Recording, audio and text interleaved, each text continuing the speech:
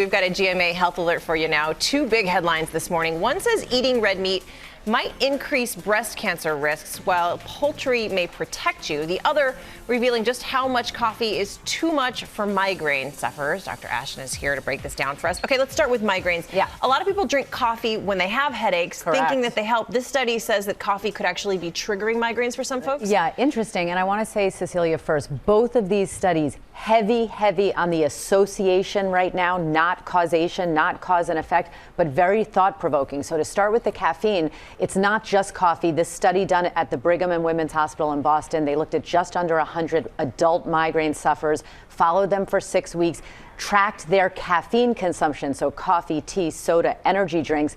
Those people who had 3 or more servings of caffeinated beverage a day went on to have a higher risk of having a migraine headache that day or the day after. So kind of an interesting finding, because as you said, sometimes we think the opposite. So we've talked a lot at this show here about the benefits of drinking caffeine coffee, particularly. If you have migraines, then does this study basically tell you cut it down to 2 cups? Not yet. It's not ready for prime time yet in terms of its recommendations for migraine sufferers. And you know that I've spoken many times. Overall, the data supports health benefits to caffeine.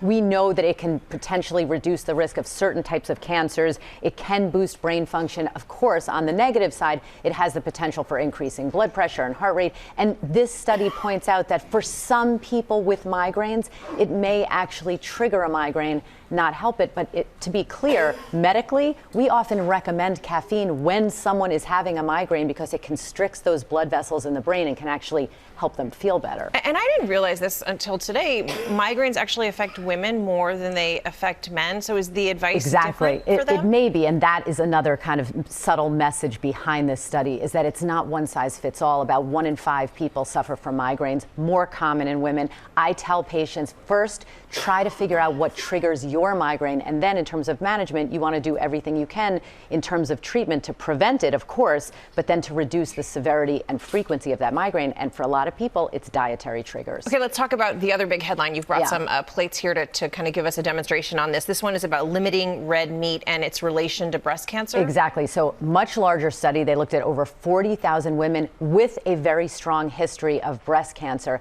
and they looked at meat consumption, red meat versus poultry. They found that for the women who ate the most red meat, they had a 23% greater risk of going on to develop invasive breast cancer. Those who ate the most poultry, 15% lower risk. It's not just about the meat. It could be how it's prepared. So again, we need more data in terms of cause and effect here. But if it's in your power to modify, you might want to go for the poultry versus the red meat in moderation. And you've got a background in nutrition, so we take that advice very seriously. Thank you, my dear. And I'm going to have my 4 cups of coffee today. Exactly. Just don't cut the red wine.